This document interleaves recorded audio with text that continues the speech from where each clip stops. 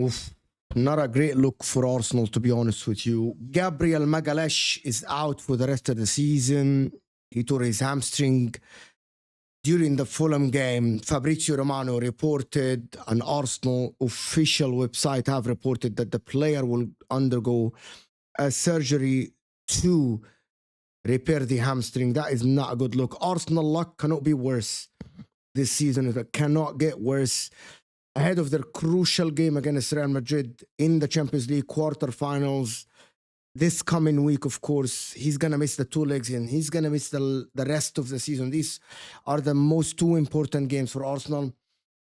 Before we go on and talk about can Arteta find a replacement, what are their chances against Real Madrid now without their best defender this season, Gabriel Magalhaes?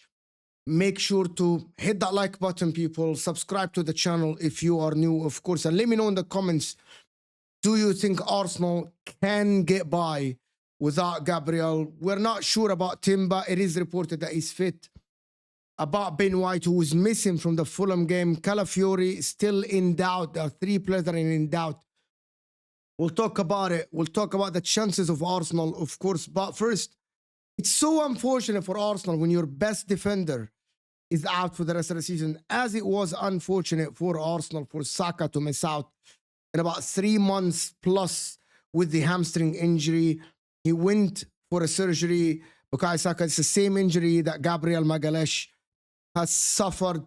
As Fabrizio Romano reported that Gabriel Magalhaes will undergo a surgical repair procedure to his hamstring in the coming days. The Brazilian will immediately begin his recovery and rehabilitation program with the aim to be ready for the start of next season. That is, he might even miss the preseason, as Fabrizio Romano. Hopefully he will catch the preseason. It's a massive blow for Arsenal, to be honest, because Gabriel and Saliba have been the best two defenders together. Yes, we speak about Van Dijk, but together in the Premier League, they hold the record for the best defense in the league this season. And Arteta builds a lot of his plans with Gabriel and Saliba being at the back line in front of David Raya, the goalkeeper, who had had a great season as well. Can Arteta find a solution for the Real Madrid game? I think so, but the chances are slim against Real Madrid without your best defender. It is as much as if Van Dijk is missing for Liverpool as well. But what can Arteta do? I want to hear what you guys think. What can Arteta do? What solutions do you guys think? We're going to present the first solution. If Timber and Ben White are fit, Timber can play as a right centre-back. Ben White can play as a right back. The only thing that Arsenal fans don't want to see is Kivior at that back line next to Saliba, of course, because nobody trusts Kivior from the Arsenal fans. But there is one point that people are missing, and I want to hear what you guys think about this. This game against Real Madrid is so different than any other game that Arsenal have played this season. Arsenal, when they approach the big games against the big teams, they don't go full on. They don't go on the 6th or 7th gear going forward.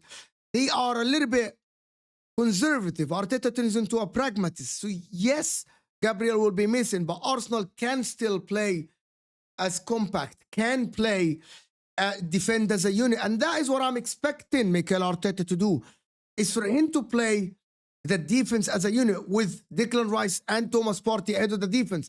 No one-on-one battles for them, because I think that even if Gabriel was fit, Arsenal should not go and press Real Madrid and leave spaces for the likes of Mbappe and Vinny against Gabriel and Saliba and Timber. And Rodrigo as well is there. There is Bellingham, who has been clutch for Real Madrid. So this doesn't change the plans for Arsenal, in my opinion, because Arsenal should always be compact, should always be a little bit more conservative than the normal game, the regular game plan that Arsenal play with. And if it's Timber with Saliba, Ben White, these guys can try to stop Real Madrid, especially if Saka comes back, if Martinelli comes back to help. They shouldn't go full on gang-ho, try to press with Odegaard pressing and Saka pressing and everyone pressing. Of course, there are the other problem for Arsenal, which is who's going to score goals. But they have their star boy back, which should provide some moments against one of the weakest links at the Real Madrid team, which is Mendy, the left back for Real Madrid. Saka against Mendy. I'll fancy Saka to get something going in this game.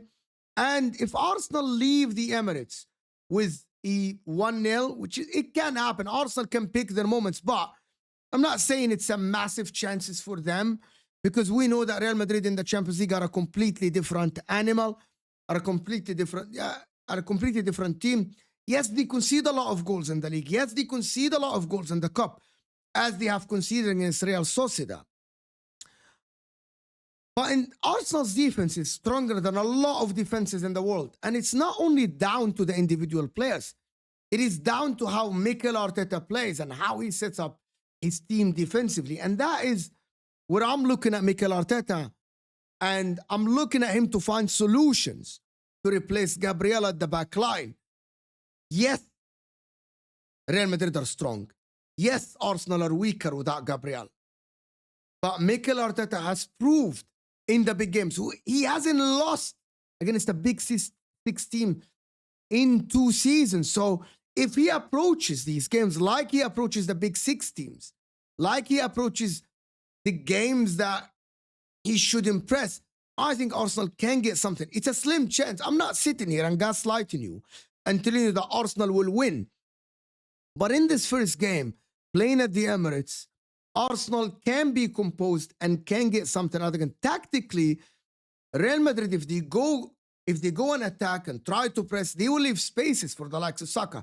Odegaard must rise.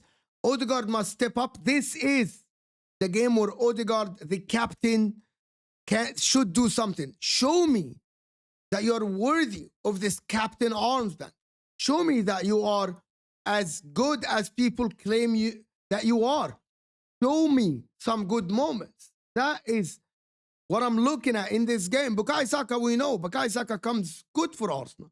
But Martin Odegaard, can Gabriel Martinelli get the form that he did against Fulham in this game? Can he a little bit do something in this game? That is a massive question. As for the defense, I don't think that without Gabriel, it changes the plan. You're always going to defend compact. You're always going to ask everyone on the pitch when you lose the ball to drop a little bit deep, like you did in the majority of the big games, like you did against PSG in the first game. Drop deep, defend deep, prevent Real Madrid from having a one-on-ones. Don't allow Real Madrid spaces for the Mbappes and the Vini Juniors and the Rodrigo. Defend 2-on-1, double on everyone from the Real Madrid game. That is the sensible way to approach the game, in my opinion. But I'm waiting to see, will Arteta choose the right personnel? Will Arteta be compact? Will Arteta play the same way he plays against the big 6? I want to hear what you guys think. Should Arteta go full on and try to press, or should he be compact? And I want to know what you guys think about at least the first game at the Emirates. Can Arteta do something and get a result? This is what we have to wait and see. But a big blow for Arsenal that is out for the season. Can they do it? It's a slim chance. But I want to hear what you guys think. Hit that like button if you're still here. Subscribe to the channel if you're new. And we'll just have to wait and see until Tuesday.